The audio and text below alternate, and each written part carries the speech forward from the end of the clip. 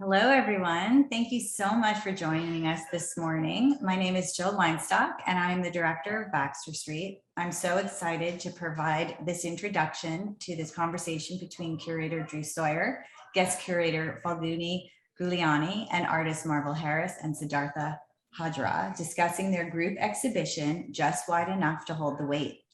Just Wide Enough to Hold the Weight questions what happens when someone has the agency to tell their own story, bringing together new and recent works by Marvel Harris, Siddhartha Hajra, and Soma Sankar-Bose. Curator Phalguni Gulliani builds a presentation that treads the space between self-portraiture and staged dreamscapes.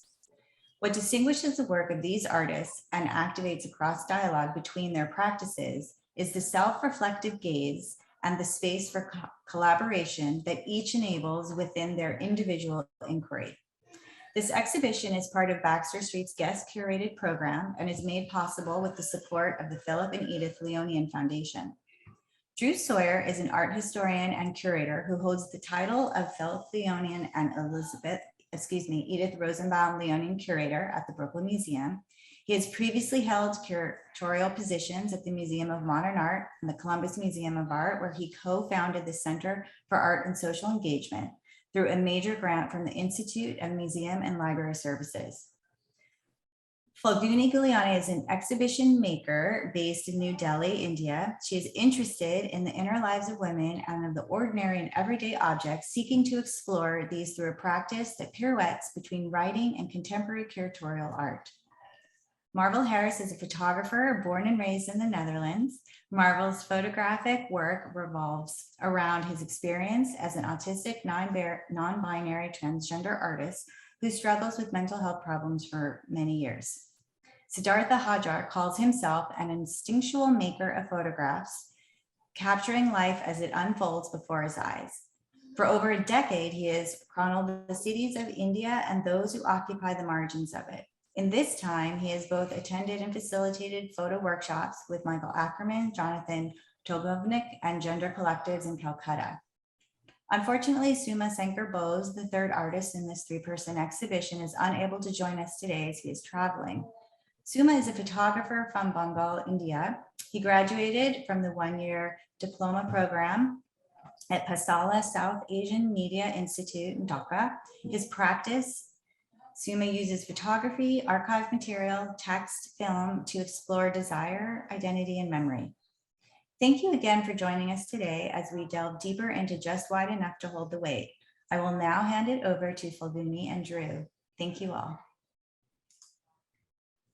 Thank you, Jill, and thank you, Baxter, for inviting me for this conversation today. And thank you, Phalguni, and all the artists for bringing this work to New York. So I'll just kick it off with some questions, and then, if anyone has questions, please put them in the Q&A, and I'll be monitoring it, and I can ask as we go along as well.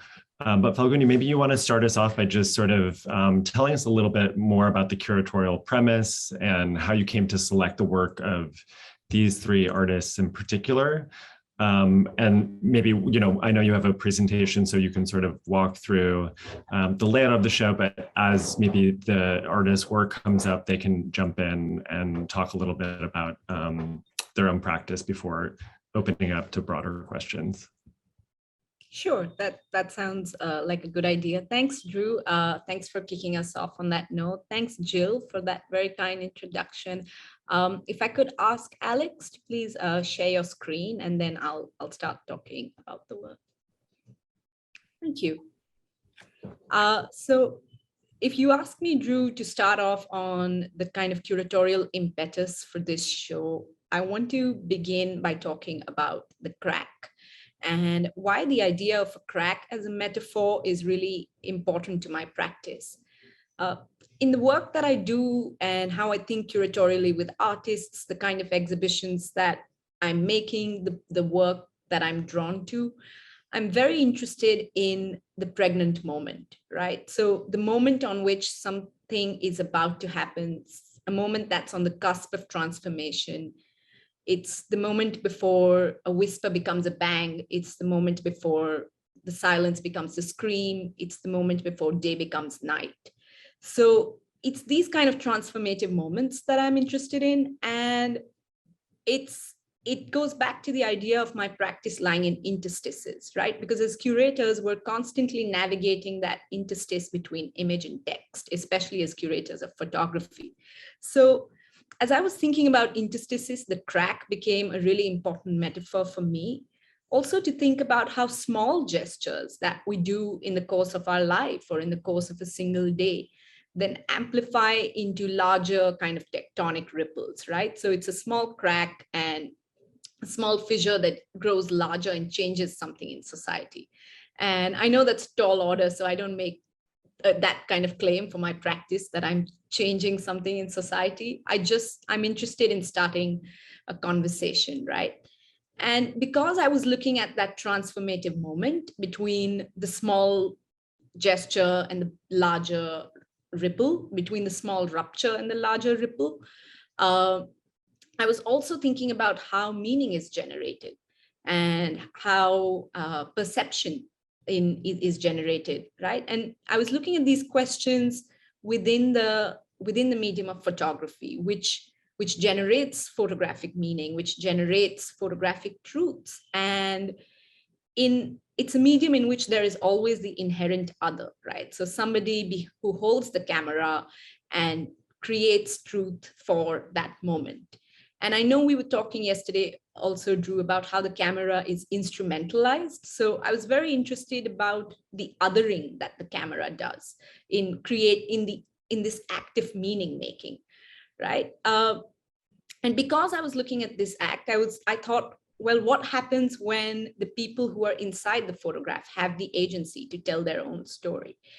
And when I was thinking of that, a question that came to my mind was that in this active meaning making, in this act of building your own perceptions in society, whether that's for an individual or for a group or a gender minority, it's this idea that making your own truth is of course powerful, but sometimes making your own fiction can be an equally powerful way of looking at yourself. Which is why in that introduction that Jill gave just now, she said that this is an exhibition that treads the space between self-portraiture and staged dreamscape.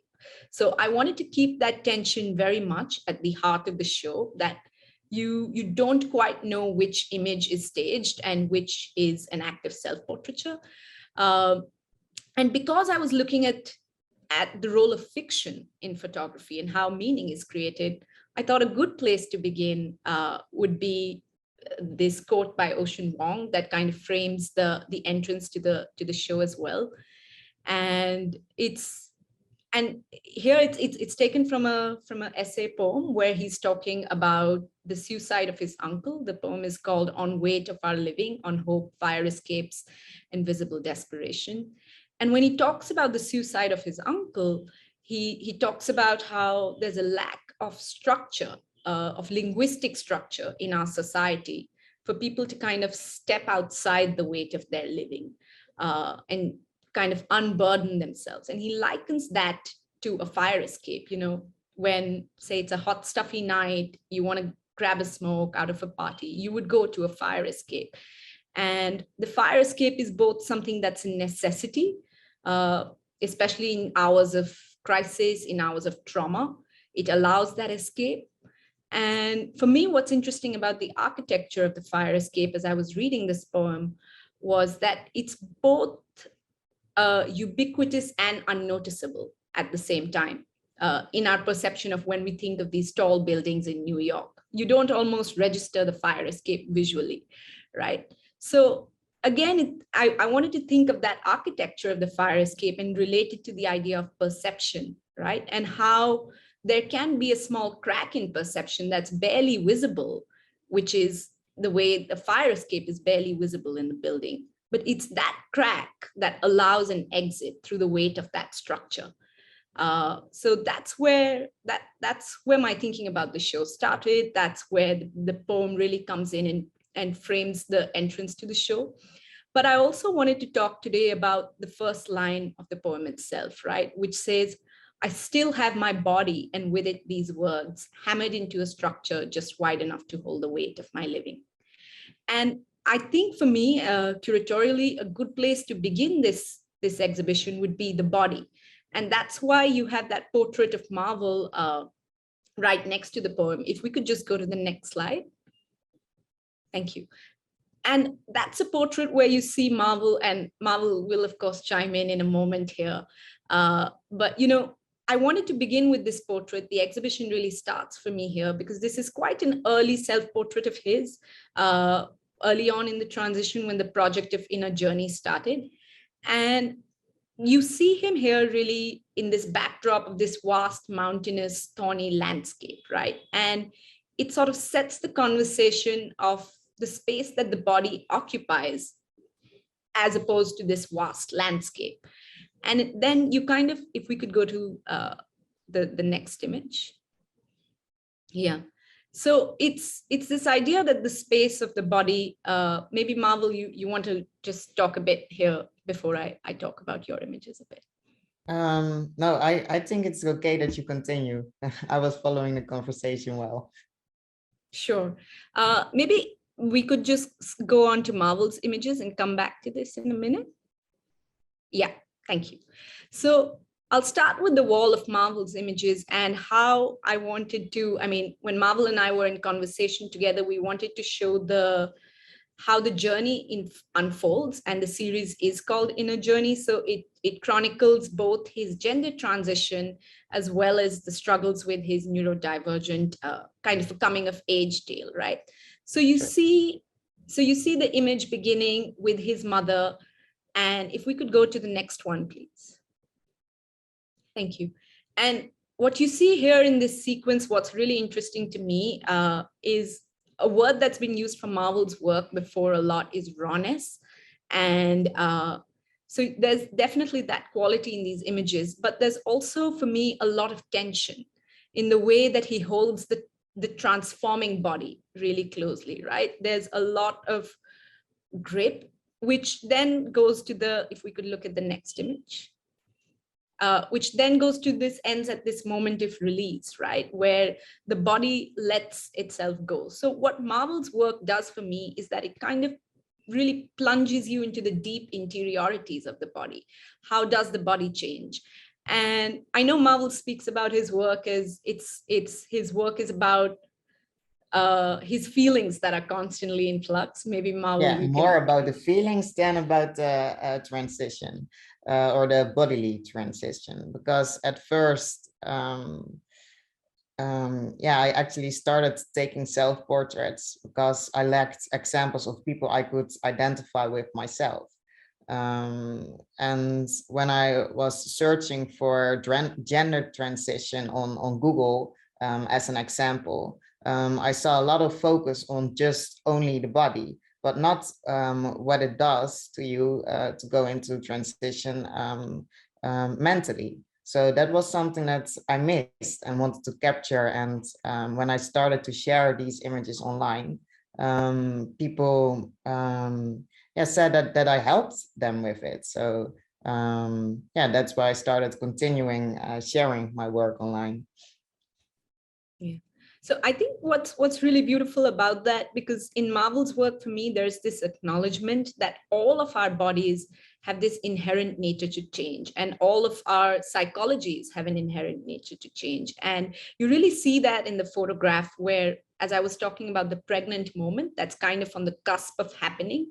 And the tension in which he holds the transforming body really brings that to the fore for me. And it really reaches this crescendo with this image of the release. And if we could look at slide 3 of Soumya's work. Yeah, thank you. And Soumya's not here with us today, but I'll try to do justice to his work. For me, you have Marvel's work that kind of takes you in the deep interiorities of the body. And when we were looking at Soumya's work, which is Full Moon on a Dark Night, it's a series of portraits that he has made of his friends who he has known for many years, who identify as LGBTQ. And they're friends who have shared with him their hopes, dreams, anxieties. And a lot of these portraits, they have very active role in deciding how they want to be photographed, where they want to be photographed. So if somebody has a recurring dream or a nightmare about a bathtub, that's the setting that he's chosen to photograph them in, or they have chosen for themselves rather. And since this is quite a large body of work, and we'll see that same, not problem, but we'll see that same idea with Siddhartha, because these are photographers with many years of working on this project. So when we were editing this sequence, Soumya and I, and we said, okay, these are the 8 images we're going to show. One of the things that stood out for me as a curator was the dreamlike quality of Soumya's images. So and how they kind of, and with this sequence, what I wanted to be very conscious of was Marvel's work is taking you deep inside the body. So I wanted to look at the space that the queer body occupies and the space around the queer body. And that kind of thinking was very much a part of my, of why I would choose certain images. And of course, this idea that these are very dreamlike. So the way in dreams, you feel like you're always in the medias res of something. You don't know where the narrative is. It could shift. It could be in, if we could go to slide 4, you could be in the middle of an ocean. And then in the next slide, which you see on the wall as well in the sequence, you could be in a bathtub. You could be in the embrace of your lover one moment, and you could be in the middle of a fantastical zoo looking at a tiger. And for me, the sequence ends with this person waking up from the dream. And that's what you see on slide 6, right?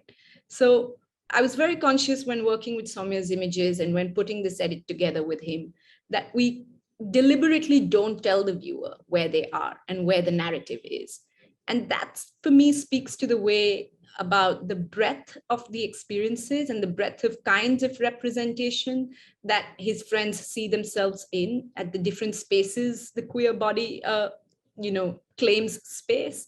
And that was very much a part of our thinking. But to present it in this way where the narrative is shifting, it's quite haphazard, it's almost schizophrenic. And that's also speaks to the visual quality of these images.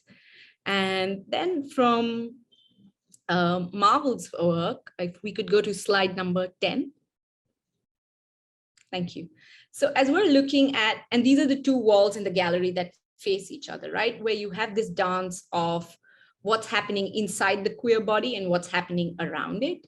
So from that kind of facing walls, I thought we could segue into Siddhartha's work, which is kind of on the central wall of the gallery. You see it a little bit here, but maybe in the next image on slide 11, you really see how that ties in. And Siddhartha, maybe you want to tell us a little about this project and especially, why we chose to display it as a film strip for its cinematic nature. Yeah. Oh, thank you, Phalguni. Thank you, Drew, for your questions.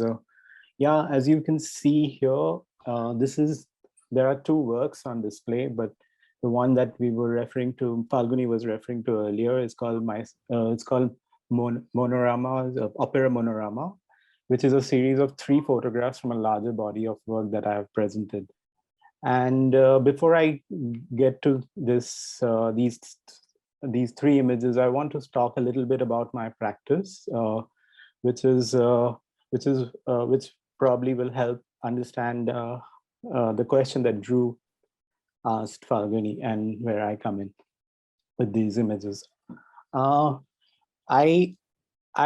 have always photographed without a project-based approach. I generally tend to not photograph or go about photographing anything with a project in mind, but I go about it. I think I am more instinctual as a photographer. I respond to situations and people as and when they come to me.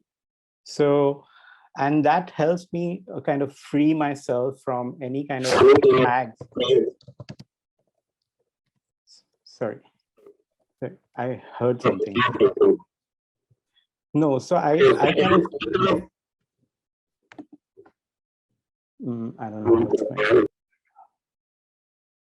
Yeah, so I was saying that I don't go photographing with a project-based approach, but instead I go about photographing on an instinctual basis, which helps me, come away from the usual pressure of these tags, so-called tags of, this is a project about a gender identity, this is a project about LGBTQ people.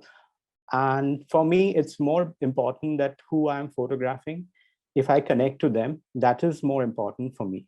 And I see them as kind of an incantations of lives that touch mine. And I see that throughout the whole process of my photography, whether be it opera monorama, whether be it I See You Better in the Dark, which you see also presented here in this gallery.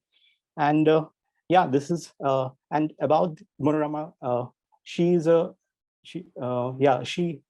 as you can see here, this is one of the performances where she performs as a goddess in community spaces in the east of Eastern India. And she invited me into these performances herself. And these images have come from a lot of time spent with her. And the time I spent with her is also allows for me to build this trust, which is what actually allows me to photograph and to allow the camera to, to have this conversation going. It's from the conversation of trust and photography. I believe it is based on trust, and it is based on these kind of conversations, which is based again on time. And it frees me from these project approach and narratives, and it frees the narratives for me, and it unfolds on its own. And I like that fascinating. I like that fascinating aspect of photography, when you go about photographing somebody or something, and you don't know what is going to come next to you. And I always honor that in my practice. Yeah. Thanks, Siddhartha. If we could just stay on the monorama image for a while. Thank you. So, thanks for that, because with your work, what I see as such a moving thing is that, like you said, these are incantations of lives that have touched yours. So when you say that you don't have a project-centric approach, the way for me, why that was interesting as a curator is because, of course, this depicts the life of a transgender person. Of course, this is set in a vernacular, very regional context, but the work both is about that and is not about that, right? And as we were speaking yesterday also in our call, Drew, when we were speaking about Guibert, and who you have, of course, worked so much on, about how he said that somebody said to him that your stories ooze homosexuality. And he said, well, how can they not? If I wasn't including that, I would be writing carelessly. And it's something that I think is very important for me, for all photographers in this show, is that for them, the question of gender is very much at the heart of the work that they're doing. But at the same time, as Siddhartha said, he was much more driven by the fact that this was such an operatic, mesmerizing world that he was invited to, that he kept returning to for a period of more than 10 years now. I mean, some of the images that we see here, both in the next series that he presents, are from way back as 2010. So the fact that, this is an ongoing conversation and it continues, and gender is only a door through which we enter that conversation, through which we enter the very intimate lives of these people, is interesting for me. And, because we really wanted to highlight, I mean, curatorially, when we were thinking of the display, we wanted to highlight, of course, she's a performance artist, and these images have this very theatrical quality to them. So our decision to show it as like a film strip, where the narrative, like Siddhartha said, is continuously building on itself, that's where that came from. And what it did for me in the exhibition space is that it allowed to transition between, this, like I said, the dance of the queer body, the space inside of the body and outside of the body, from that way of looking at yourself to looking at somebody you're very intimately close with, as Siddhartha is with Monorama for more than a decade now, right? And if we could go to the next work, thanks. And continuing this conversation of speaking to someone, of looking at someone who you're very close to, we look at this other work of Siddhartha, slide number 14, if you could please. Thank you. So this work is called I See You Better in the Dark. It comes from the title of an Emily Dickinson poem. These are images built in a participatory storytelling workshop that Siddhartha conducted with gender minority communities in Eastern India. And maybe Siddhartha, you want to talk to us a little bit about just that title, I See You Better in the Dark, and where that comes from for you. Thank you, Phalguni. Yeah, so the title of this work, I See You Better in the Dark, came from this Emily Dickinson poem, and where she talks about seeing her lover better in the dark. And that question that raised from that, reading that line and reading what it is about, made me question how, when we are dealing with photography, and when we are dealing with intimate others, or photography exercised in an intimate space with intimate people, how the question of light play and how the question of seeing somebody better or the knowledge of somebody can both work together conceptually, I thought. So these are photographs of people who are from the gender minority community in the eastern part of India. And these are photographs where these photographs have been framed very consciously by their friends, which I helped facilitate in this workshop. And this framing of how they see one another, and also how one sees being seen by the other, and the question of being in the margins of society, and where they might not be aware of the fact that they are in the margins, but their friends perhaps know how they are, how best is to represent them. So this work kind of talks about this kind of interplay between seeing the person who are close to, and basically photography and friendship and camera. And again, this brings me to the core question of my work, which is about how my photography is about the incantations of lives that have touched mine. So these are also lives that have touched mine in some very special way when this workshop was conducted. And this is a presentation of that work, I think. Yeah. Wow, thank you. Well, thank you all for that sort of overview and insight into your practice. I mean, I think there's so many different directions we can go from this. I mean, I'm really interested, maybe to begin with, Phalguni, again, you mentioned the sort of ways in which the camera is instrumentalized, and how, when you were thinking about the show, you were thinking about artists who provide some sort of agency, either for themselves through self-portraiture or for the other people they collaborate with through the pictures. And what I'm really struck by is the way in which, for all of you, it seems the sort of effective possibilities of photography rather than the sort of documentary ones, although you are, right, Marvel, you're documenting yourself, but really it's about the sort of interiority and the things that the camera can't necessarily capture. Or Siddhartha, right, you're collaborating with other people, but even, right, this idea of darkness and the way in which the camera can't penetrate everything, right? And this sort of tension between what is visible and what is not visible, but really through emotion, right? Through the connection with other people. So I'm just curious about, for all three of you, just this idea of affect and the sort of other sort of potential of photography beyond this sort of documentary uses, and the way in which feeling plays such a really important part in all of your work. I've spoken a lot, so maybe Marvel, do you want to start? Yes, that's all right. Well, I'm jumping in what you said as last about feelings. Actually, when I grabbed my camera to take self-portraits, and it was especially at the beginning of my project, then I didn't even know that it would become a project.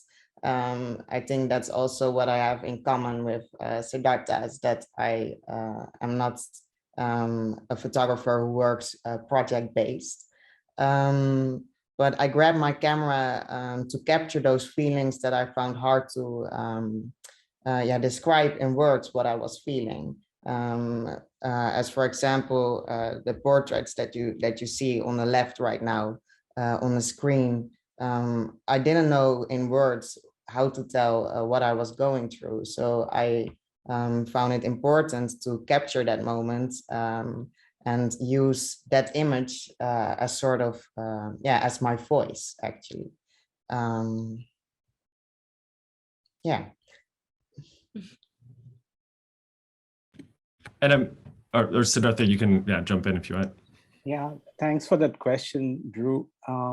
Yeah, feelings play definitely a big part in my photography, and it's always to do with if I don't feel I don't pick up my camera unless I feel like certain strong emotion inside me to photograph somebody. And again, this happens only when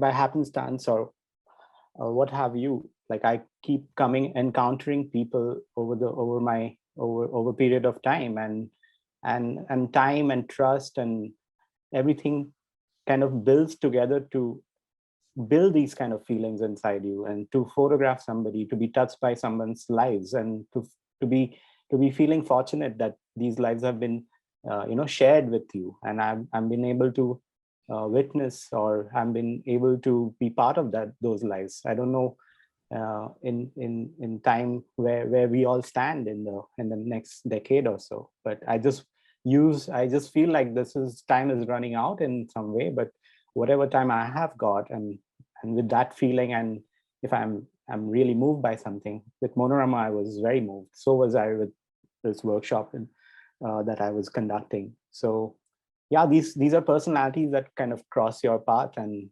I feel very fortunate to have cross paths with them. So that's how I see it. And Phalguni, maybe it relates, you started out talking about this idea of the crack. And I think about, right, that crack being something other, right? Some potential that seems effective, right? It seems maybe bodily or more emotional. Yeah. I mean, for me, one of the ways that I thought about this show was definitely the crack, and whether these images, like Marvel said, they are his voice. And it's very much the same emotion for this light table that we're seeing here, right? Which is, as Siddhartha said, it's been framed very consciously by the sitter's friends. So they chose how they wish to see their friend. And so there's, by letting these kind of small slippages happen in perception, right? Where in the making of a photograph, the framing by your friend becomes such a crucial device. Or with Soumya, when his collaborators share with him his dreams, and that act of sharing a recurring nightmare or a recurring vision that you have, and then getting photographed in that, is a very small gesture. But then it's also, it's like the crack through which the light gets in, and you see a facet of someone's identity that you wouldn't have seen otherwise, right? And so the crack is definitely one of the ways in which I'm thinking about the affective nature of photography, like you said. But another way I'm thinking about it, which has emerged in this conversation, is when Siddhartha was talking about darkness, right? And what for me is very interesting for all these photographers, what they're doing in relation to the crack, is that there's a refusal in all three of them to accept darkness as a state of fecundity, right? And we were talking about this before our call as well, that when you're in the dark, and that could be a darkness that you feel to yourself, perhaps you're not comfortable revealing parts of your identity to the larger world around you, which is the case for a lot of people from regions where Siddhartha and Soumya have photographed. So you may not be comfortable to reveal parts of your identity to the world, or sometimes you may not know parts of it yourself and remain in darkness about it. But at the same time, like Siddhartha said, can darkness be an alternative state of knowledge, right? Can darkness itself be a crack through which the light of photography gets in? And it's very interesting for me, as a curator and a thinker, to talk about these terms, because photography is to write with light, right? So how do we let that light enter the crack? How do we let it enter a space of darkness? And can that space of darkness also be a state of knowledge? So that's what I was thinking about. Yeah. Yeah, and that sort of leads me to another question I wanted to ask, which you mentioned in the beginning, the sort of relationship between image and text. And of course, you started out with the poem, which is included on the wall. But I'm really interested that none of the works incorporate text, right? That there's this, again, this sort of, and maybe related to this idea of darkness, or this sort of resistance to the ways in which the camera is often used, that there seems to be in all of your work, or sort of poetics, right? That resists the sort of literal transcription, either of the thing you're photographing, but also fixing the meaning of the image in relation to text. And I know, Marvel, your book includes text, so I'm just curious about, how you approach incorporating text, or, in an exhibition versus a presentation in a book format, where a reader can maybe sit longer with the work and go through it and read text at a different pace. So yeah, I'm just curious about all three of your thoughts about the sort of not including text, or how you have incorporated text into your work in the past. I could also talk a little bit about my book, which is called Marvel. There I did include text, and I did this at the very end of the book. And why I chose to put it at the end is because I find it important for people with a book, to sit down with it, go through the story, but first feel yourself, like what are the images, what are they doing with me? What do I feel myself? And I think when you put text next to an image, then you also navigate the viewer to a certain point. And that was something that I didn't wish. So that's why I decided to put the text at the end of my book. And I think here for this exhibition, we decided, or together with Phalguni, to not incorporate any text. Also to, because I think for this exhibition that works best. Maybe Phalguni can. Yeah, I think, it's so interesting, Marvel, you mentioned that your book has the text at the end, whereas the way that we were doing the layout of this exhibition, the text is right at the start. But at the same time, it's not a directive text, right? And poetry has always been a really important thread that ties exhibitions together for me. And I wanted to start on that note. And like you said, Drew, there is already a great deal of lyricality in these works, in each of these works. They're all they each speak in a very poetic tone. So so for example, if I look at Siddhartha's, that triptych image on the central wall, you see a story unfolding in it, even without me having to put a curatorial text and telling you that these images were of a performance artist in Eastern India. She's transgender. I felt like, yes, those are important factual points, which are, of course, accessible to the audiences. But at the same time, like Marvel said, what are these images doing to me? And the story that they're telling on their own, and the way in which the rhythm in which they're telling it is so powerful that I didn't feel, I think, like Marvel said, collectively, we didn't feel that there was a need for text to frame that show. But at the same time, it's, as curators, that's always a kind of, like I said, the interstice that you have to navigate. And for me, the way that I see it in my practice is that I let the work do the talking, and I let the work lead the way. And these are all works that spoke to me in very, I mean, this is a conversation we had when we were also looking at Siddhartha's images. If you could go to slide 15. Yeah, thanks. So, even the fact that we decided, in Siddhartha, maybe you can chime in a little bit here as well, when we decided that it has to be a light table, right? And Siddhartha was very clear with me, if I may say so. He said, I don't want to show these images on a very large scale. They're very intimate works for me. These are people that I've had a really close relationship with. And he said the effect that he wanted to create would be as if the rush of knowledge, because he was thinking about knowledge and darkness and knowing somebody in the darkness. He said it should be like the rush of knowledge sitting on your shoulder in a library, right? So if you're thumbing through the archive of, say, the Metropolitan Museum, that's what it should feel like. And we were quite conscious of making these images illuminative then, right? Because they're images that are talking about darkness. So just that, I think through those kind of gestures curatorially and through those kind of interventions, you can make the work come alive and you can make the work sing. And it doesn't always have to be done by wall text or an exhibition information on the side, which I think now we're moving towards a way that it can be made accessible to viewers differently. So as a curator, I find this kind of thinking with artists much more interesting as to ways in which to just activate their work, right? And that's why I thought a good example would be Siddhartha's light table. Yeah, and to remember Susan Sontag's quote of where she says, "My library is an archive of longings." So I personally feel like I wanted to create a way of viewing this work as they were being made. So they were being made and in a very intimate space, which is very safe, and some of the people you see in this photographs may not.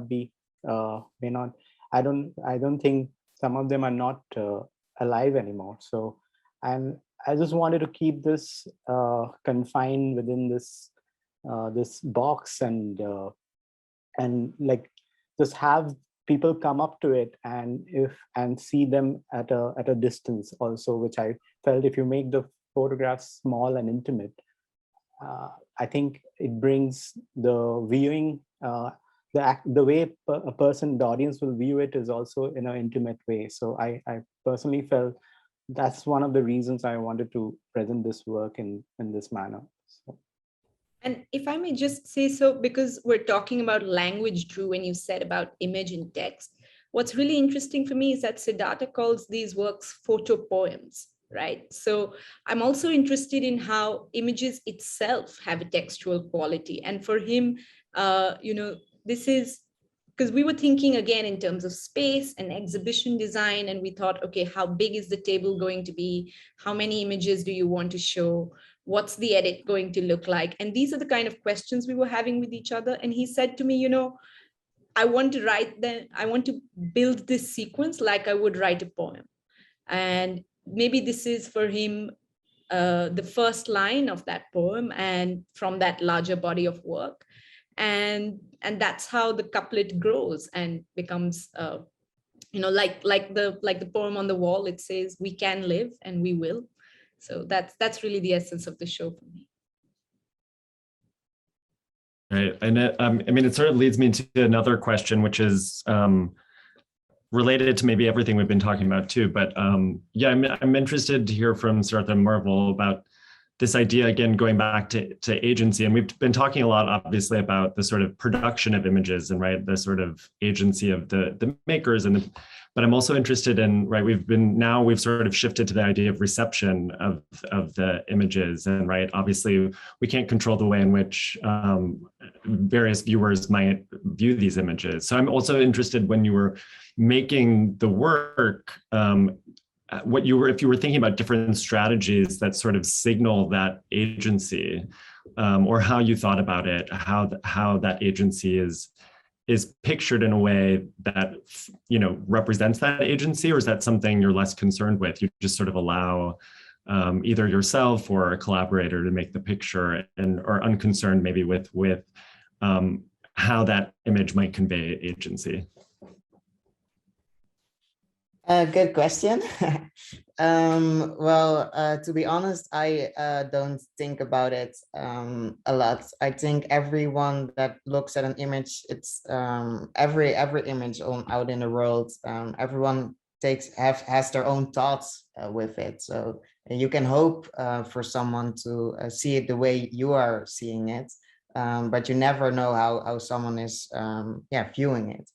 And what I found most important with creating this work, that I wanted to be really truthful to myself and honest with myself, and that was my biggest motivation, to capture honest work or create honest work. And I didn't think a lot about how others would perceive it, or And there's also, that just came up in my mind, is that something that I find really important. That's a question I ask myself a lot, is how do we see each other for each other? And I also think that without text, with this, besides the poem, but like other text, if you would put something about transition or gender on the wall with it, then that's the first thing you think about when looking at the work. But without it, you are really looking at what you're seeing, like a person, and you're going to start thinking about the person. So then you really start seeing that person for who he, she, or they is. Yeah. Yeah. I guess, again, like the not including the text, right, it sort of allows the work and the images to resonate on multiple levels. It doesn't sort of fix the meaning of the images or the people who are pictured in them. Siddhartha, I'm curious about your...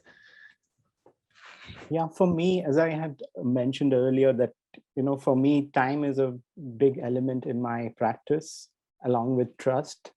And together, that makes me that helps me release the narrative and have the narrative go on its own. Like, so, and I have seen this with my practice, that when I am photographing somebody over a period of time, and these are places like for the Monorama project as well.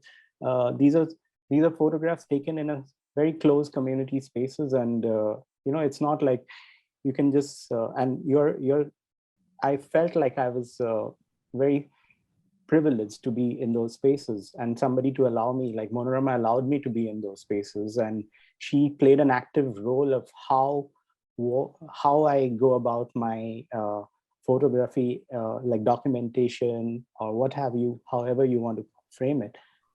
She played an active role in my participation in that, as much as she participated in these photographs being made by me. So for me, this act of faith in me being in that space that she showed is perhaps a marker for the agency she has shown in making of these photographs, or the creation of these photographs. I just happened to be there, and I was quite fascinated, and over time this trust just built, and the narrative without the project approach, it built on its own, and I still am going back at it. And so this is where I think agency can play a big role if you give it time, and there is a active participation of the people you're photographing. Great, thank you. Well, I know we're coming up on the 40 minutes, and so I will, you know, encourage anyone who's watching to submit questions. Otherwise, you know, I thought maybe, you know, you sort of hinted at maybe other things you're working on or returning to some of these communities. And I know both of you said you don't work on a sort of project basis, but I am curious, you know, as we sort of wrap things up, to hear just what you're currently working on, whether it's another curatorial project, Phalguni, or other sort of projects, books that are coming up? Thank you. I'm currently working on taking this show to other venues because I think it's important to get the word out and get more eyes on the beautiful conversation that Siddhartha, Marvel, and Soumya have started. So that's definitely a part of my planning at the moment. But in my larger practice, like Jill said in my introduction, I'm interested in the inner lives of things, of women, of everyday objects. And I'm interested in the interconnected histories of the global South.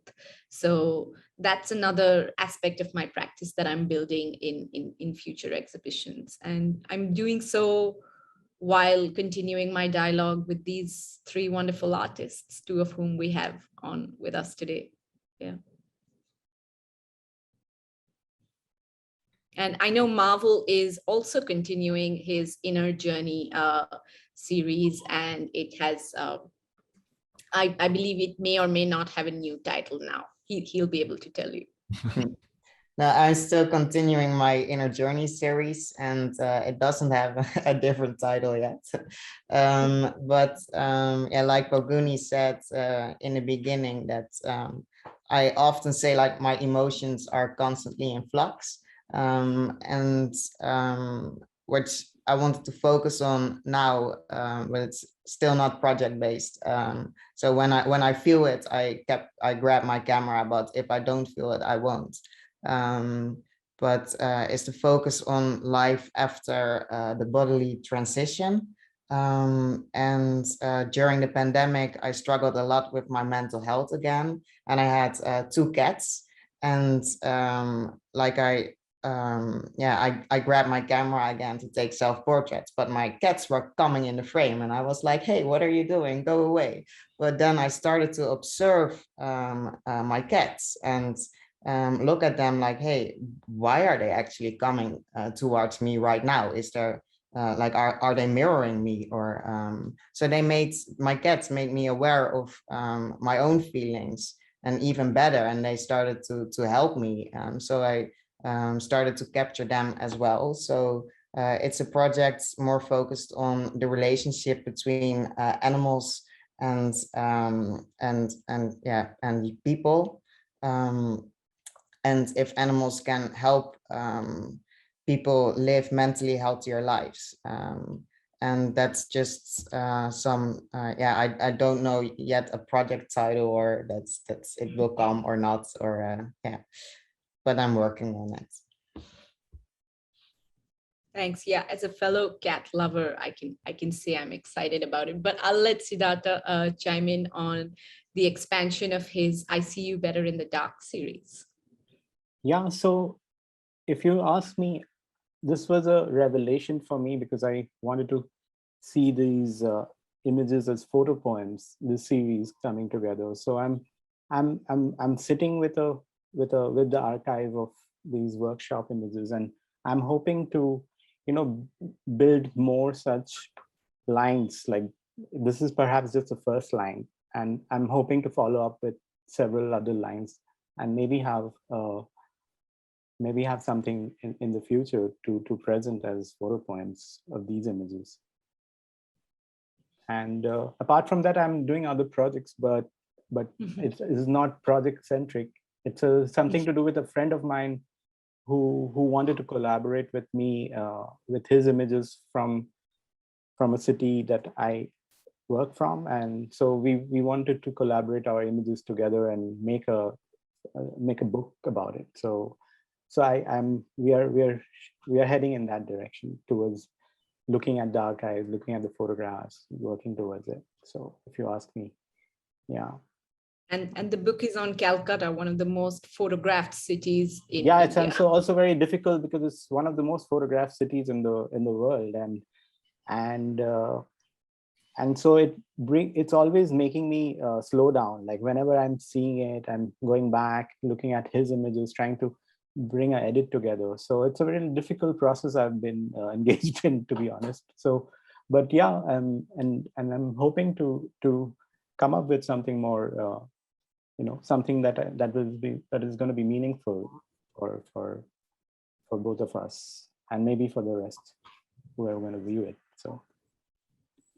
Great. Well, I look forward to seeing how this show might evolve, and hopefully I hope it does travel and that you can share it with many more people in person. And I look forward to seeing, how all of your projects develop. I just want to thank you again for sharing your work and your time with us today. And it's been a pleasure to get to know you all a bit. And I wish we could have done this in person, maybe one day. And encourage everyone who's tuning in to go to Baxter Street and check out the show. Thank you.